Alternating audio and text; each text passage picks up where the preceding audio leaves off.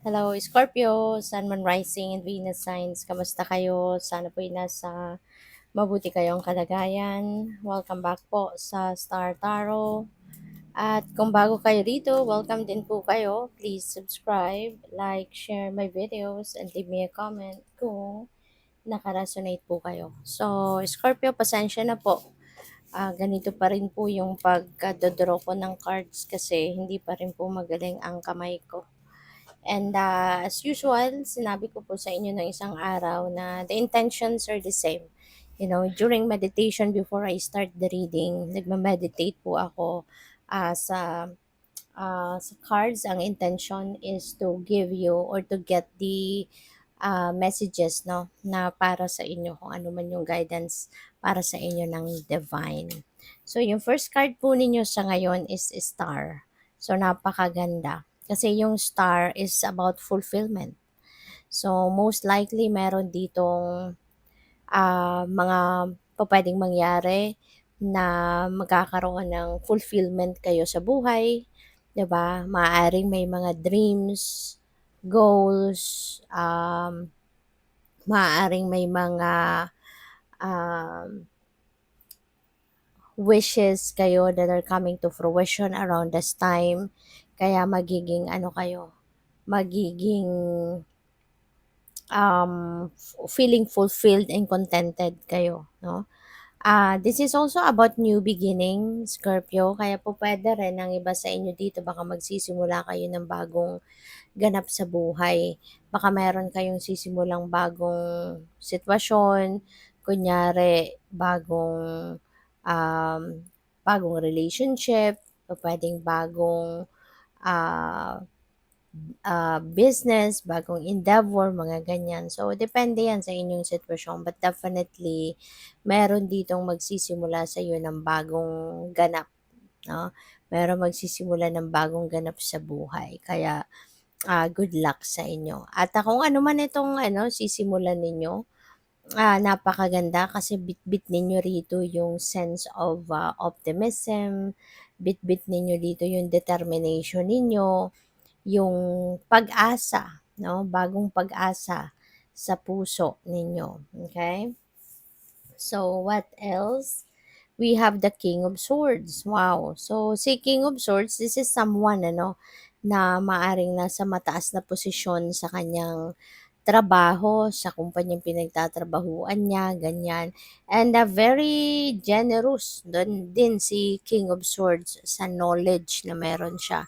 Kaya po pwede na ang iba sa inyo is Scorpio, maybe you are going to reach out to someone na katulad ni King of Swords para humingi kayo ng professional opinion, professional advice, ganyan. At para na makatulong sa inyo no, na magkaroon kayo ng clear direction no, sa kung anong path ang tatahakin ninyo. Or po pwede rin na magpapa-advise kayo dito kung ano yung mga gagawin ninyo, 'di ba? Anong mga steps na kailangang gawin sa mga bagay na sisimulan ninyong bago. So, we have the Five of Wands. Ayan. This could be conflict, no? Siguro internal conflict ito. Not necessarily kasi na conflict ito as in away with another person. Hindi naman kailangan ganon. Pero po pwede rin, no, na baka ang iba sa inyo may mga ganong ganap, may mga hindi kayo pagkakaunawaan ng kung sino man, may hindi pagkakaintindihan ng kung sino man. Pero eto, no, maaaring internal conflict ito. Po pwedeng decision, no, decision making, na baka nahihirapan kayong ma-figure out ang direksyon na tatahakin ninyo kaya siguro kayo magpapa-advise kay King of Swords. Kasi nga nagkakaroon ng conflict ang isip sa damdamin ninyo, iba yung sinasabi ng puso mo, iba yung sinasabi ng isip mo, kaya naguguluhan ka. Kaya po pwedeng lalapit ka sa katulad ni King of Swords para magpa-advise kayo, makakuha kayo ng mas additional na information, no? So, what else? We have the Four of Wands. Ayan. So, may celebration. So, most likely, yung blessing na matatanggap ninyo dito, 'di ba? Kasi may wish fulfillment kayo. Merong mga goals kayo na maaaring mangyayari na, makakamit niyo na or pupuwedeng mga dreams ninyo or wishes ninyo na yun nga mangyayari na.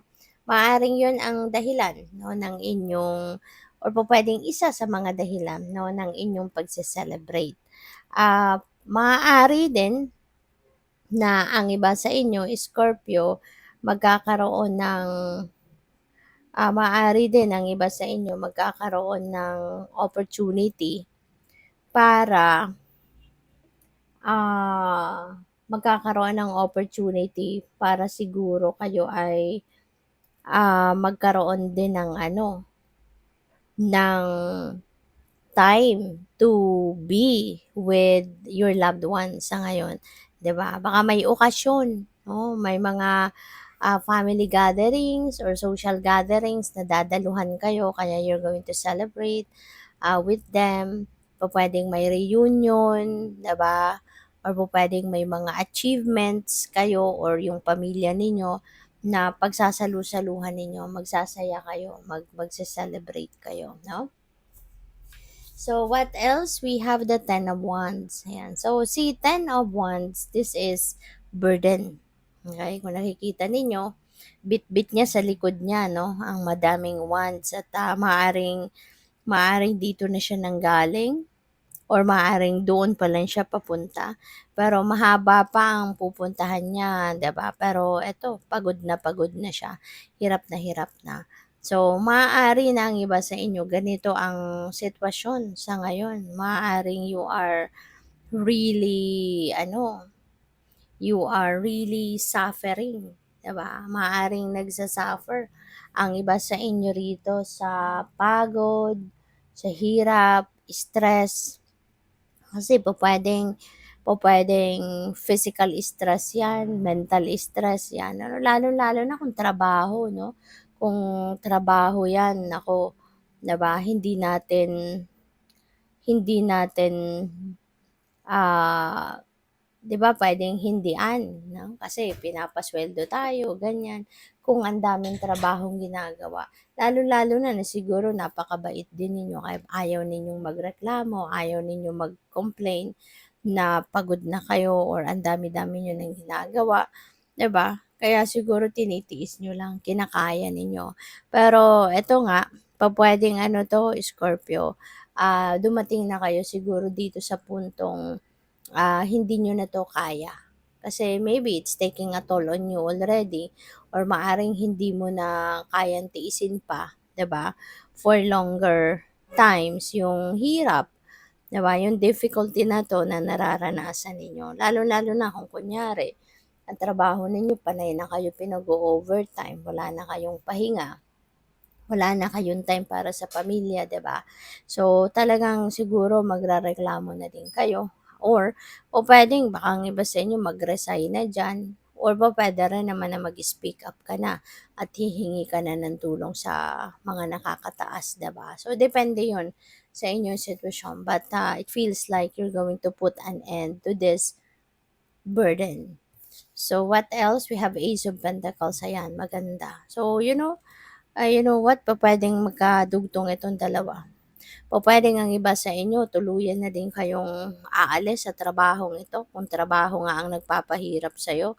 Kasi pupuwedeng meron naman din kayong nararamdaman na may magbubukas na bagong pinto para sa'yo, 'di ba? At, maaaring ito, magkakaroon ka din ng offer, 'di ba, ng trabaho, bagong pagkakakitaan, 'di ba? Maaaring merong magbubukas na bagong pinto para sa'yo para doon ka na magtrabaho or magnegosyo ka na, 'di ba? Or pupuwedeng may windfall of money na dadating sa inyo dito na biglaang, 'di ba, magkakapera ka na at, would give you an opportunity na mag-ano ka na, mag, magnegosyo na, 'di ba? So, 'yun, good luck. Thank you for watching. Love and light. Namaste.